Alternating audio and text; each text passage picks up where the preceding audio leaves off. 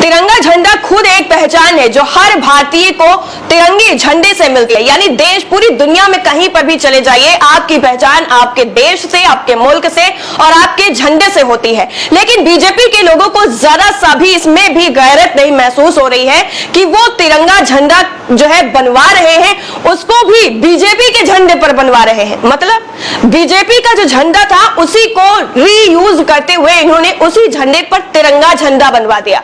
इस वीडियो को पहले आप देखिए कैसे इन्होंने तिरंगे का फिर से अपमान किया है।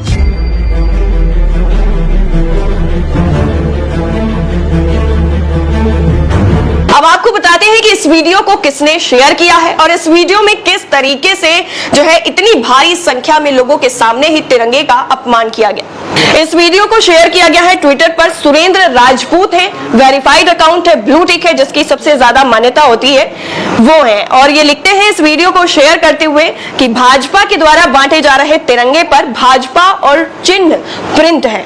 ये स्पष्ट रूप से हमारे राष्ट्रीय ध्वज तिरंगे का अपमान है। मोदी जी देशद्रोह है। तिरंगे के नाम पर भाजपा अपनी नीच राजनीति चमकाना चाहती है क्या?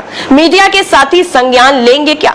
इन्होंने पूरा ये जो वीडियो शेयर किया है, इस वीडियो में आप देखिए, एक तो सबसे पहली बात, तिरंगे का अनुपात ही गलत है। 3:2 का जो अनुपात है उसको तोड़ा गया।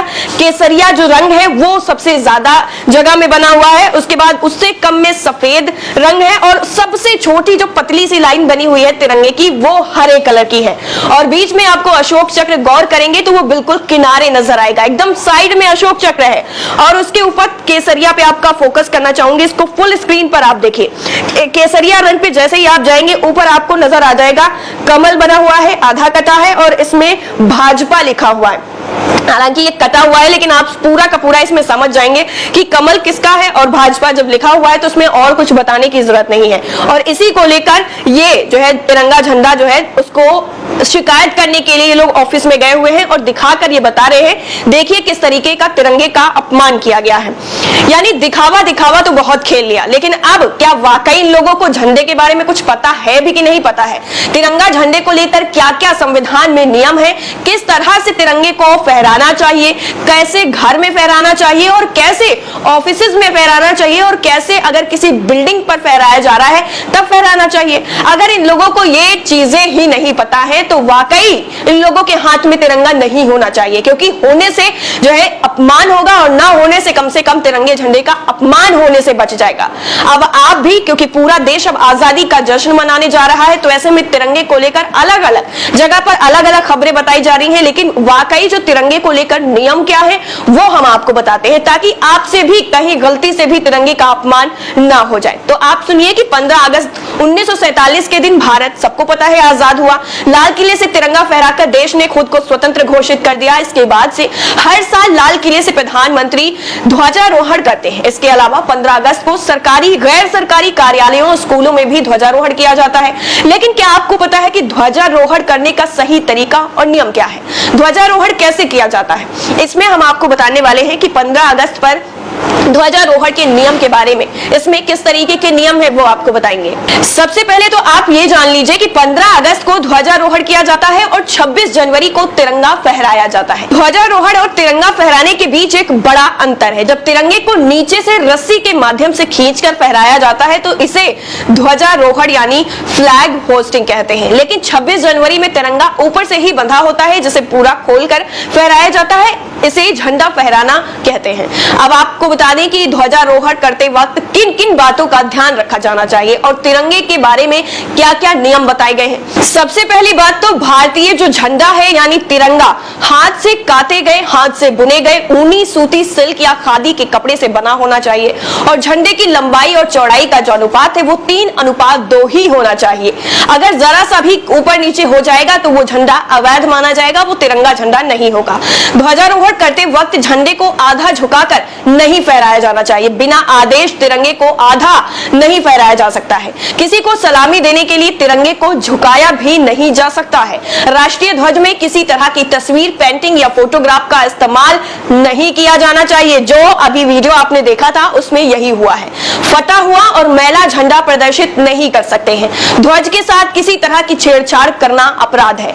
राष्ट्रीय ध्वज का प्रयोग व्यावसायिक प्रयोजनों के लिए नहीं किया जा सकता है। कागज के झंडे का चलन है, लेकिन इस तरह के झंडे बाद में लोग फेंक देते हैं। ये पैरों के नीचे या कूड़े के ढेर में नजर आते हैं तो राष्ट्रीय ध्वज का अपमान है। कागज का तिरंगा उपयोग कर रहे हैं तो बाद में उसे मर्यादित तरीके से एकांत में रख दिया जाए। इसके साथ ही तिरंगे को हमेशा ऐसी जगह फहराया जाना चाहिए जहां वो पूरी तरीके से स्पष्ट रूप से दिखाई दे सके। कोई व्यक्ति राष्ट्रीय ध्वज का अपमान करते, इसे जलाते, दूषित करते, कुचलते या नियम विरुद्ध ध्वजारोहण करते पाया जाता है तो उसे 3 साल की जेल या फिर जुर्माना देने का दंड मिल सकता है। व्यक्ति को जेल और जुर्माना दोनों से भी दंडित किया जा सकता है। दोस्तों, इतना ही नहीं, आपको यह भी बता दें कि झंडा जिस वक्त फहराया जाएगा उस वक्त आसपास कोई दूसरा झंडा यानी किसी दूसरी चीज का झंडा, चाहे वो पार्टी का हो, किसी धर्म का हो, वो उस तिरंगे झंडे से ऊपर नहीं होना चाहिए। यानी तिरंगा झंडा सबसे ऊपर होना चाहिए। आपको बता दें, पहले सूर्यास्त से पहले तक ही तिरंगा झंडा फहराया जाता था, लेकिन अब जल्द में ही बदलाव किए गए हैं सरकार की तरफ से, जिसमें अब आप 24 घंटे झंडा जो है वो फहरा सकते हैं। झंडे को फहराने पर अब सूर्यास्त पर उसे हटाना नहीं पड़ेगा। ये तो थे बेसिक जो नियम है जो छोटे बच्चे को भी पता होते हैं। यानी अगर वो स्कूल जाता है तो ये बता दिया जाता है कि तिरंगा झंडा हमारी आन बान शान है और उसकी हिफाजत कैसे करनी है और कैसे इसका अपमान होने से बचाना है। लेकिन बीजेपी के लोग जो दिखावे में कैमरा जेबी बने हुए हैं, फोटो खिंचवाने में माहिर हैं, कभी उल्टा तिरंगा पकड़कर फोटो खिंचवा लेते हैं, कभी तिरंगे पर बीजेपी लिखा हुआ है ऐसे झंडे लेकर के निकल जाते हैं रैली निकालने के लिए। इस तरीके की घटनाएं हो रही हैं। और सबसे बड़ी जो घटना हुई थी जहां पर अश्लील गानों पर डीजे बजवाकर वहां पर अश्लीलता का नाच चल रहा था, वहां पर तिरंगा झंडे की रैली निकाली जा रही थी और तिरंगा झंडा उस अवैध तरीके के माहौल में रखा हुआ था जो सबसे बड़ा तिरंगे का अपमान है। इतना ही नहीं, दिखावा करने में ये इतने ज्यादा मगन है कि ये लोग तिरंगे का बार बार अपमान करते हैं। हिमाचल के रेणुकाजी में भाजपा युवा मोर्चा द्वारा संघाट से दोसड़ा तक आयोजित तिरंगा यात्रा में राष्ट्रीय ध्वज तिरंगे के अपमान पर कांग्रेस ने मामला दर्ज करने की मांग की है। प्रदेश महासचिव ओपी ठाकुर ने यहां जारी प्रेस बयान में कहा है कि बहुत शर्मनाक और निंदनीय है कि तिरंगा यात्रा में भाजपा कार्यकर्ताओं द्वारा तिरंगे को उल्टा पकड़ा गया, जो अभी हमने आपको जिक्र किया था। सोशल मीडिया पर वायरल फोटोज में साफ साफ दिखाई दे रहा है कि भाजपा कार्यकर्ताओं द्वारा तिरंगे को घुटने के पास बाइकों में बांधा गया।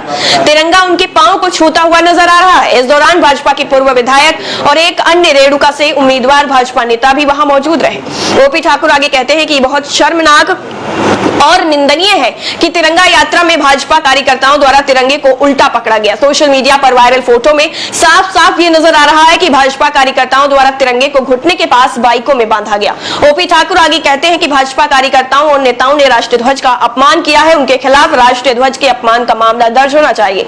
रेणुका भाजपा नेताओं द्वारा जो राष्ट्रीय ध्वज का अपमान किया गया है उसके खिलाफ उचित कार्रवाई की जाए। अगर ऐसा नहीं होता है तो युवा कांग्रेस को राष्ट्रीय ध्वज के सम्मान में सड़कों पर उतरकर प्रशासन और सरकार के खिलाफ उग्र आंदोलन के लिए मजबूर होना पड़ेगा। इस तरीके से कांग्रेस ने अब धमकी दे दी है और कहा है कि यह बिल्कुल बर्दाश्त नहीं किया जाएगा। जल्द से जल्द इन चीजों पर ध्यान देना पड़ेगा और बीजेपी की तरफ से ऐसे जो भी जिन लोगों को पता ही नहीं है कि तिरंगे का महत्व क्या है, तिरंगे को फहराने के नियम क्या है, तिरंगे का अपमान किन किन तरीके से हो सकता है, ये लोग जानबूझकर वैसे ही हरकतें कर रहे हैं। तो इससे बेहतर है कि बीजेपी को उन लोगों के हाथों में तिरंगा देना चाहिए जो वाकई नियम कायदों को जानते हैं।